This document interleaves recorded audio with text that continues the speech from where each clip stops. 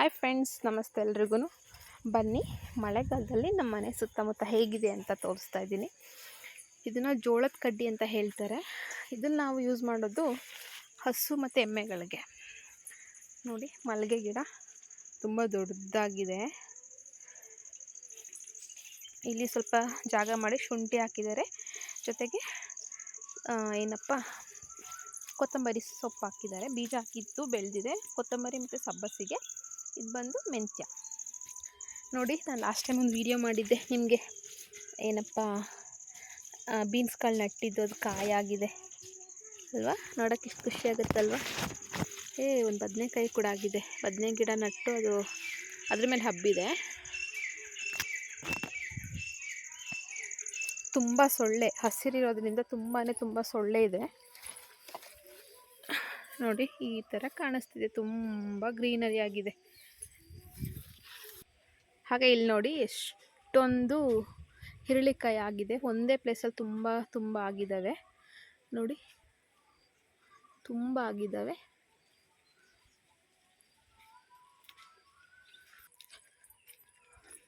ಇಲ್ಲಿ ನೋಡಿ, ಇದು ಹಲಸಂಡೆ. ನಮ್ಮ ಕಡೆ ಇದನ್ನು ತಡ್ನಿಕಾಯಿ ಅಂತ ಹೇಳ್ತೀವಿ. ತಡ್ನಿ ಗಿಡ, ಹಲಸಂಡೆ ಗಿಡ. ಹುಲ್ಲು ತುಂಬ ಹಬ್ಬಿದೆ, ಒಳಗಡೆ ಹೋಗಿ ಸ್ಪೇಸೇ ಇಲ್ಲ. ಇದು ನೋಡಿ, ನಮ್ಮ ತಾತ ಈ ಥರ ಎಲ್ಲ ಬೇಲಿ ಮಾಡಿದ್ದಾರೆ. ಅದು ಬಂದು ತೊಂಡೆಕಾಯಿ ಗಿಡ. ನೋಡಿ, ಸ್ವಲ್ಪ ದಪ್ಪ ಆಗಿದೆ. ಕಿತ್ತಳೆ ಹಣ್ಣು ಕಾಯಾಗಿದೆ, ಸ್ವಲ್ಪ ದಪ್ಪ ಆಗಿದೆ. ಈ ಪ್ಲೇಸಲ್ಲಿ ನಟ್ಟಿರೋದೆಲ್ಲ ಏನು ಗೊತ್ತಾ? ಇದು ಕೂಡ ಏನಂದರೆ ಎಲ್ಲ ಒಣಗಿ ಹೋಗಿಬಿಟ್ಟಿದೆ. ತೊಂಡೆ ಗಿಡ.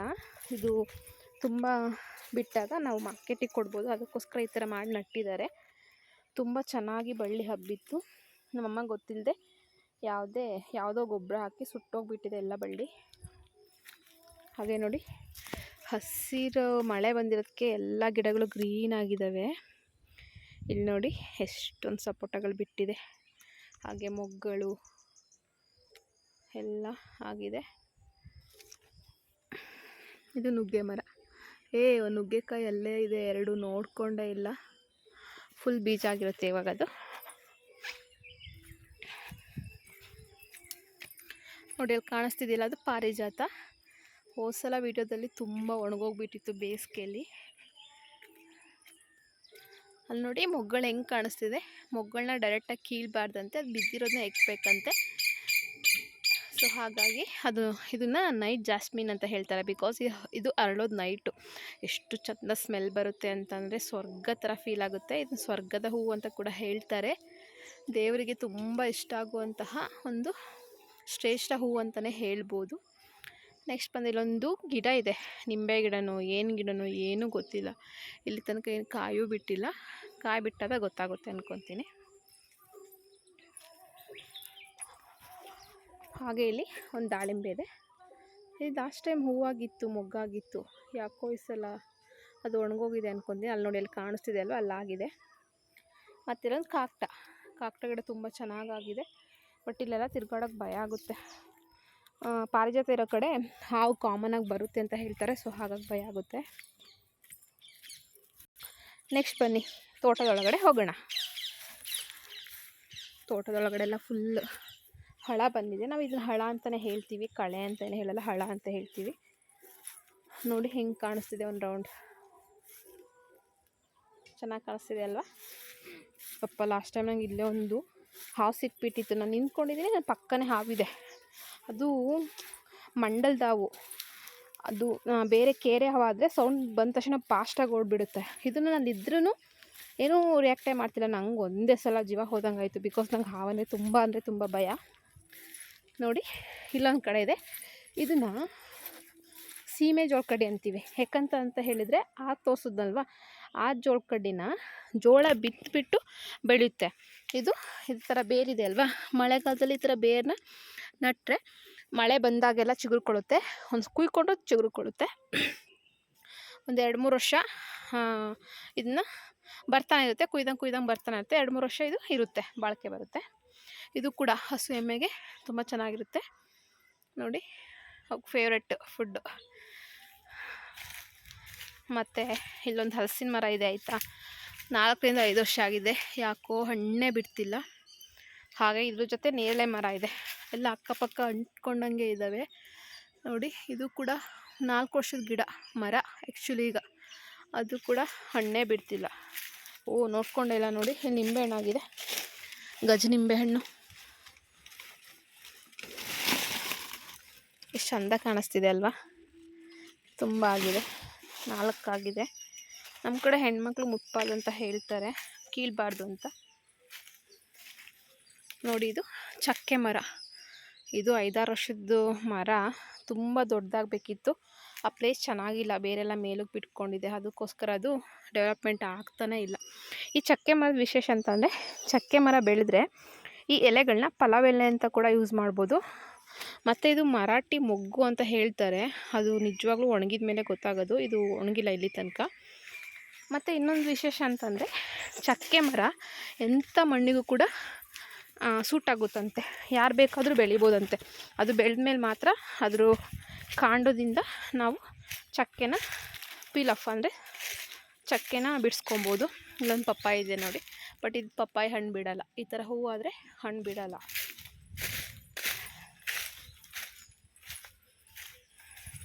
ನಮ್ಮ ಮನೆ ಸುತ್ತಮುತ್ತ ಮಳೆಗಾಲದಲ್ಲಿ ನೋಡೋದಂದರೆ ಒಂದು ಸ್ವರ್ಗ. ಒಂದು ನಮ್ಮೂರು ಅರೆಮಲೆನಾಡು ಅಂತ ಹೇಳ್ತಾರೆ, ಹಾಸನ ಜಿಲ್ಲೆಯಲ್ಲಿ ಹೊಳೆನರಸೀಪುರನ. ಸೊ ಅದೇ ಯಾವಾಗಲೂ ನಮ್ಮ ಮನೆ ಕೊಡಗಿನ ಥರನೇ ಫೀಲ್ ಆಗುತ್ತೆ. ಇದು ನೋಡಿ ಹೊಗೆ ಸೊಪ್ಪು, ಬಟ್ ನಾವು ಮಾಡ್ಕೊಂಡಿಲ್ಲ, ಬೇರೆಯವ್ರಿಗೆ ಹೊಲ ಕೊಟ್ಟಿದ್ದೀವಿ. ಹೊಗೆ ಸೊಪ್ಪು ಗೊತ್ತಿರುತ್ತೆ, ಅದನ್ನು ಬಳಸೋದು ಬಂದುಬಿಟ್ಟು ಬೀಡಿ ಸಿಗ್ರೆಟು ಅದಕ್ಕೆಲ್ಲ ಬಳಸ್ತಾರಲ್ವ, ಅದಕ್ಕಿದೆ ರಾ ಮೆಟೀರಿಯಲ್. ಇದು ಪ್ರೊಸೀಜರ್ ತುಂಬ ಇದೆ, ಆ ರೈತರಿಗೆ ಗೊತ್ತು ಇದನ್ನು ಮಾಡೋದು ಹೇಗೆ, ಎಷ್ಟು ಕಷ್ಟ ಅಂತ. ಇವಾಗೆಲ್ಲ ಪರ್ kg 280, 300 ತನಕ ಇದೆ, ಬಟ್ ಅದಕ್ಕೆ ಅದರದ್ದೇ ಆದ ಟೈಮ್ ಕೊಡಬೇಕು, ಅದರದ್ದೇ ಆದ ಕಷ್ಟಪಡಬೇಕು. ಸೊ ಇಲ್ಲೊಂದು ವೀಳ್ಯದೆಲೆ ಇದೆ ಆಯಿತಾ, ಆದರೆ ಈ ವೀಳ್ಯದೆಲೆ ಬಂದು ಅಂಬಾಡಿ, ಇದನ್ನು ನಾವು ತಿನ್ನೋಕ್ಕಾಗಲ್ಲ, ತಿಂದರೆ ಖಾರ ಖಾರ ಆಗುತ್ತೆ. ಸೊ ದೇವ್ರ ಪೂಜೆಗೆ ಮಾತ್ರ ಯೂಸ್ ಮಾಡ್ಕೊಬೋದು. ಮತ್ತು ಸೀತಾಫಲ ನೋಡಿ, ನನ್ನ ಫೇವ್ರೆಟ್, ಮತ್ತು ನನ್ನ ಮಗಳಿಗಂತೂ ತುಂಬ ಫೇವ್ರೆಟ್ ಫುಡ್ ಇದು. ಫುಡ್ಡಲ್ಲ, ಫ್ರೂಟ್. ತುಂಬ ಇಷ್ಟಪಟ್ಟು ತಿಂತಾಳೆ, ಎಷ್ಟು ಕೊಟ್ಟರು ಬೇಡ ಅಂತ ಹೇಳಲ್ಲ. ನೋಡಿ ಎಷ್ಟೊಂದು ಬಿಟ್ಟಿದೆ, ಚೆನ್ನಾಗಿ ಮರ ಆಗಿದೆ, ಎಷ್ಟು ಖುಷಿ ಅಲ್ವಾ, ಎಲ್ಲ ಕಡೆನೂ ಬಿಟ್ಟಿದೆ ನೋಡಿ. ಈ ಮರಗಳಿಗೆಲ್ಲ ಜಾಸ್ತಿ ನೀರು ಬೇಕಿಲ್ಲ, ಇವು ಒಂದು ಸಲ ಅಂದರೆ ಬೇಸಿಗೆಲ್ಲ ಸ್ವಲ್ಪ ನೀರು ಕೊಟ್ರೂ ಚೆನ್ನಾಗಿರ್ತವೆ. ಸ್ವಲ್ಪ ನರಳಲ್ಲಿರೋದ್ರಿಂದ ಚೆನ್ನಾಗಾಗಿದೆ, ಇಷ್ಟೊಂದು ಬಿಟ್ಟಿದೆ. ಈ ಗಿಡ ಹೇಗೆ ನಟ್ಟಿದಂತ ಹೇಳಿದ್ರೆ, ನಾವು ಮನೆಗೆ ಸೀತಾಫಲ ತಂದಾಗ ಅದನ್ನು ತಿಂದು ಬೀಜ ಇರುತ್ತಲ್ವ, ಆ ಬೀಜನ ನಾನು ಮಣ್ಣೊಳಗಡೆ ಹಾಕಿದ್ದೆ. ಮಣ್ಣೊಳಗಡೆ ಹಾಕಿ ಅವು ಸಣ್ಣ ಸಣ್ಣ ಸಸಿಗಳಾಗಿದ್ದು, ಆ ಸಸಿಗಳು ಸ್ವಲ್ಪ ಬೆಳೆದ ನಂತರ ನಾನು ಈ ಥರ ನಟ್ಟಿದ್ದೆ. ಸೊ ಹಾಗಾಗಿ ದೊಡ್ಡ ಮರ ಆಯಿತು ನೋಡಿ. ಇಲ್ಲೊಂದು ಬೆಟ್ಟದ ಅವರೆ ಅಂತಾರೆ ನಮ್ಮೂರಲ್ಲಿ, ಡೇಲಿಯಾ ಹೂವು, ಮೋಸ್ಟ್ಲಿ ಇದು ರೆಡ್ ಕಲರ್ ಅಂದ್ಕೊತೀನಿ, ಮೊಗ್ಗಾಗಿದೆ, ಅರಳಿಕ್ಕೆ ಇನ್ನೂ ಸುಮಾರು ದಿವಸ ಬೇಕು ನೋಡಿ. ಅದು ಜಸ್ಟ್ ಗೆಡ್ಡೆ ಇದ್ದರೆ ಸಾಕು, ಗೆಡ್ಡೆ ಇದ್ದು ಚೆನ್ನಾಗಿ ನೀರು ಹೋದರೆ ಈ ಥರ ಗಿಡ ಹುಟ್ಕೊಳ್ಳುತ್ತೆ. ನನ್ನ ಫೇವ್ರೇಟ್ ಆಯಿತಾ ಇವೆಲ್ಲ. ನನಗಂತೂ ಗಿಡಗಳು ನೆಡೋದು, ಅವನ್ನ ಸಾಕೋದಂದರೆ ತುಂಬ ಇಷ್ಟ. ಮತ್ತು ಇದು ಕೂಡ, ಇದು ರೆಡ್ ಕಲರ್ ಅಂದ್ಕೊತೀನಿ, ಇದು ಕೂಡ ಇಲ್ಲೊಂದು ಸಲ ಹಾಕಿದ್ದೆ, ಬಂದಿದೆ. ಮತ್ತು ಇದೊಂದು ಗಿಡ, ಇದು ಹಿರಳಿಕಾಯಿನ ನಿಂಬೆಕಾಯಿನ ನಿಜವಾಗ್ಲೂ ಗೊತ್ತಿಲ್ಲ, ಏನು ಗಿಡ ಅಂತಲೇ ಗೊತ್ತಿಲ್ಲ, ಸುಮ್ಮನೆ ಬೆಳ್ಕೊತಿದೆ. ಮತ್ತು ಲಾಸ್ಟಲ್ಲಿ ಇಲ್ಲೊಂದು ಸೀತಾಫಲ, ಇದು ಕೂಡ ಹಾಗೇನೆ ಆವಾಗಲೇ ಹೇಳ್ದಲ್ವ ಆ ಥರನೇ ನಟ್ಟಿದ್ದು. ಇದು ಕೂಡ ಹಣ್ಣುಗಳು ತುಂಬ ಆಗಿದೆ, ತುಂಬಾ ಅಂದರೆ ತುಂಬ. ನಾವು ತಿನ್ನೋಕ್ಕಿರ್ತೀವೋ ಇಲ್ವೋ, ಬೆಂಗಳೂರಿಗೆ ಹೋದಾಗ ಯಾರಾದರೂ ಬೇರೆಯವ್ರು ತಿಂತಾರೆ. ವರಲಕ್ಷ್ಮಿ ಹಬ್ಬದಷ್ಟೊತ್ತಿಗೆ ಬರುತ್ತೆ, ವರಲಕ್ಷ್ಮಿ ಹಬ್ಬಕ್ಕೆ ಬೇಕೇ ಬೇಕು. ಸೊ ನೋಡಿ ಚೆನ್ನಾಗಿದೆ ಅಲ್ವಾ.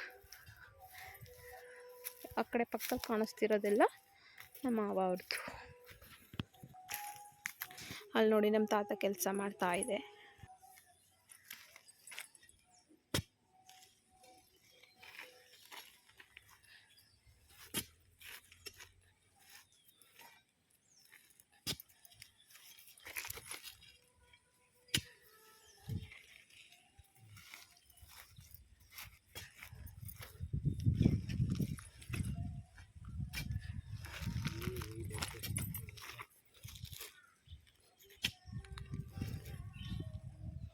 ಅವ್ರ ಪೈಪಲ್ಲೇ ಒಂಚೂರು ಬಿಡು.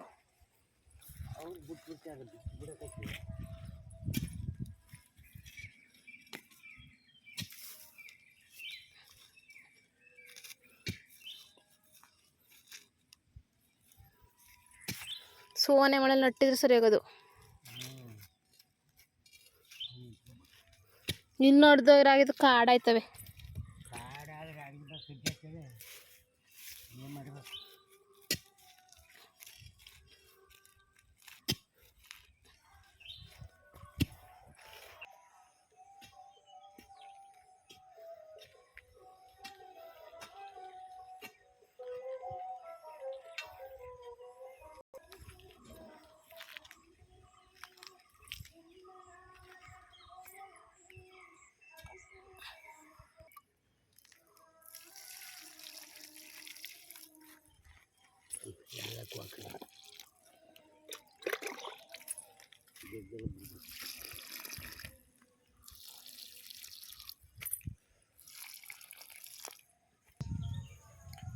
ನೋಡಿ, ಇದು ಮನೆ ಮುಂದೆ ಇಲ್ಲೊಂದು ನಿಂಬೆ ಗಿಡ ಇದೆ,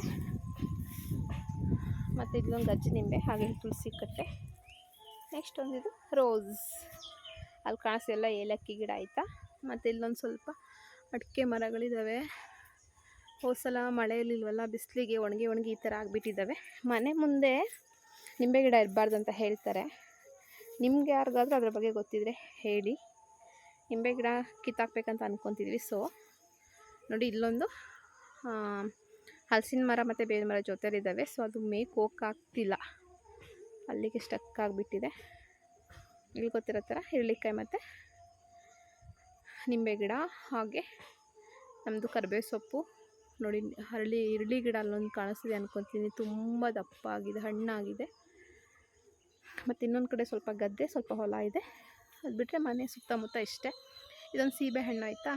ಸೀಬೆ ಹಣ್ಣು ಸಿಕ್ಕಿದೆ ನನಗೆ. ನೋಡಿ, ಇದು ಹೆಚ್ಚು ಅಂದರೆ ಆಗೋದಿಷ್ಟೇ. ಆದರೆ ನೋಡಿ, ಒಳಗಡೆ ಫುಲ್ ಪಿಂಕ್, ತುಂಬ ಟೇಸ್ಟಿಯಾಗಿರುತ್ತೆ. ಇಷ್ಟಕ್ಕೆ ನಾನು ವೀಡಿಯೋ ಎಂಡ್ ಮಾಡ್ತಾಯಿದ್ದೀನಿ. ಇದು ಹೊಸ್ದಾಗಿ ಕೊಸಿರುವಂಥ ಬೋರು, ಅದ್ರದ್ದು ಮೀಟ್ರ್ ಬಾಕ್ಸ್ ಇರೋಕ್ಕೆ ಸ್ಪೇಸ್ ಇಲ್ಲ ಅಂದ್ಬಿಟ್ಟು ಸದ್ಯಕ್ಕಿಲ್ಲೇ ಇಟ್ಟಿದ್ದೀವಿ. ಹೊರಗಡೆ ಇಡಬೇಕು ಬೇರೆ ಕಡೆ. ಬನ್ನಿ ಹಾಗೆ ಇನ್ನೊಂದು ರೌಂಡ್ ಹೋಗಿ ಬರೋಣ. ಇಲ್ಲಿ ನನ್ನ ದಾಸವಾಳ ಗಿಡಗಳಿದೆ ಅಲ್ವಾ, ಪಿಂಕ್ ಮತ್ತು ಇದು ಆರೆಂಜ್ ಆಯಿತಾ, ಅದು ಕಾಣ್ತಿದೆ ಅಂದ್ಕೊತೀನಿ. ಅಲ್ಲಿ ಸೆತ್ತೆ ಒಳಗಡೆ ಕಾಣಿಸ್ತಿಲ್ಲ ಅಂದ್ಕೊತೀನಿ, ಅದು ಯಾಕೋ ಗೊತ್ತಿಲ್ಲ, ಆರೆಂಜ್ ಕಲರು, ಅದು ಮೇಲಕ್ಕೆ ಬರ್ತಾಯಿಲ್ಲ. ಮತ್ತು ಹಾಗೆ ಇನ್ನೊಂದೆಲ್ಲೋ ಮತ್ತು ಇನ್ನೊಂದೆಲ್ಲೋ. ಮತ್ತು ಇಲ್ಲಿ ನೋಡಿ, ಒಂದು ಗಂಧದ ಮರ ಇಷ್ಟು ದೊಡ್ಡದಾಗಿದೆ. ಮತ್ತು ಇಲ್ಲಿ ಸ್ವಲ್ಪ ಏನಪ್ಪ ಬೆಟ್ಟವರೆ ಅಥವಾ ಡೇಲಿಯಾ ಗಿಡಗಳಿದೆ. ಇದು orange colour, orange mix red ಅಂದ್ಕೊತೀನಿ. ಮತ್ತು ಇಲ್ಲೊಂದು ದಾಸವಾಳ. ನಮ್ಮ ಕಡೆ ಏನು ಗೊತ್ತಾ, ಇರೋ ಜಾಗದಲ್ಲೆಲ್ಲ ಈ ಥರ ಸ್ಪೇಸ್ ಇರೋ ಕಡೆ ಈ ಸಲ ಮಟ್ಟ ಮಾಡಿಸಿದ್ದು, ಅಂದರೆ ಬೇರೆ ಕಡೆ ಮಟ್ಟ ಮಾಡಿಸಿ ಅಲ್ಲಿ ಮಣ್ಣು ತಂದು ಕಲ್ಲು ಮಣ್ಣ ಇಲ್ಲಿ ಹಾಕಿರೋದು. ಇದೆಲ್ಲ ತೊಗರಿ ಗಿಡ. ಸ್ಪೇಸ್ ಇರೋ ಕಡೆ ಎಲ್ಲ ತೊಗರಿ ಗಿಡ ಅಥವಾ ಕುಂಬಳ ಗಿಡ, ಇದು ಏನೋ ಒಂದು ಗಿಡ ಅಂದ್ಕೊತೀನಿ, ನಮ್ಮ ಅಜ್ಜಿ ನಟ್ಟಿರ್ತಾರೆ. ಕುಂಬಳಕಾಯಿ ಗಿಡ ನಾನು ನಟ್ಟಿದ್ದೆ, ಕುಂಬಳ ಎಲೆ ಥರ ಕಾಣಿಸ್ತಿಲ್ಲ. ಇದು ಅಲ್ಲಿದೆ ಕುಂಬಳ ಗಿಡ, ಇದು ಮಾಗಿ ಗಿಡ ಅಂದ್ಕೊತೀನಿ. ನೋಡಿ, ಇದು ಕುಂಬಳಕಾಯಿ ಗಿಡ. ಈ ಥರ ನಟ್ಕೊತೀವಿ ಸ್ಪೇಸ್ ಇರೋ ಕಡೆ ಎಲ್ಲ. ಇದೆಲ್ಲ ಬೇರೆಯವ್ರದ್ದು ಅಲ್ಲ, ಇವರೆಲ್ಲ ಹೊಗೆ ಸೊಪ್ಪು ಬೆಳೀತಾರೆ. ನಮ್ಮ ಕಡೆ ಹೊಗೆ ಸೊಪ್ಪೆ ರೈತರದ್ದು ಮೇನ್ ಸೋರ್ಸ್ ಆಫ್ ಮನಿ. ಅದರಿಂದ ಎಲ್ಲರೂ ಮೊದಲಿನ ಥರ ಎಲ್ಲ ಎಲ್ಲರೂ ತುಂಬ ರಿಚ್ ಆಗಿದ್ದಾರೆ, ಚೆನ್ನಾಗಿದ್ದಾರೆ ಇವಾಗೆಲ್ಲ. ಮೊದಲು ರೇಟ್ ಕಡಿಮೆ ಇತ್ತು, ಸೊ ಇವಾಗ ರೇಟ್ ಜಾಸ್ತಿ ಇದೆ. ಸೊ ಹಾಗಾಗಿ ನೋಡಿ, ಇಷ್ಟು ಇವತ್ತಿನ ವೀಡಿಯೋ. ಸುಮ್ಮನೆ ಮಾಡಿದೆ. ವೀಡಿಯೋ ಇಷ್ಟರೇ ಲೈಕ್ ಮಾಡಿ, ಶೇರ್ ಮಾಡಿ, ಹಾಗೆ ಸಬ್ಸ್ಕ್ರೈಬ್ ಮಾಡೋದನ್ನ ಮರಿಬೇಡಿ. ಆಮೇಲೆ ಸುತ್ತಮುತ್ತ ಹೇಗಿದೆ ಅಂತ ದಯವಿಟ್ಟು ಕಮೆಂಟ್ ಮೂಲಕ ತಿಳಿಸಿ. ಇಲ್ಲಿ ನೋಡಿ, ಇಲ್ಲಿ ಎಮ್ಮೆ ಮತ್ತು ಒಂದು ಹಸು ಇದೆ. ನಮ್ಮ ತಾತ ಎಮ್ಮೆ ಮತ್ತು ಹಸುಗೆ ಸೊಳ್ಳೆ ಕಾಟ ಜಾಸ್ತಿ ಇದೆ, ಅದರಿಂದ ಸ್ಪ್ರೇ ಮಾಡ್ತಿದ್ದಾರೆ. ಅದೊಂದು ಔಷಧಿ ತೊಗೊಂಡು ಬಂದಿದ್ದೆ, ಸೊಳ್ಳೆ ಔಷಧಿ ಅಂತ ಕೇಳಿನೇ ವೆಟರ್ನಿಟಿ ಶಾಪ್ಸ್ ಇರುತ್ತಲ್ಲ, ಅಲ್ಲಿ ತೊಗೊಂಬಂದಿದ್ದೆ. ಸೊ ಅವ್ರು ಹೇಳಿದರು ಅದನ್ನು ನೀರಿಗೆ ಮಿಕ್ಸ್ ಮಾಡಿ ಸ್ಪ್ರೇ ಮಾಡಿ ಅಂತ ಹೇಳಿ. ತುಂಬ ಅಂದರೆ ತುಂಬ ಸೊಳ್ಳೆ, ಪಾಪ ಗೊತ್ತಾಗೋದಲ್ವ, ಸೊ ಸ್ಪ್ರೇ ಮಾಡ್ತಿದ್ದಾರೆ. ನೋಡಿ, ಸಂಜೆ ಆಯಿತು. ಇವಾಗ ಏನಿದ್ದು ಮನೆ ಒಳಗಡೆ ಕೆಲಸಗಳು. Thank you for watching. Bye. Take care until then next video.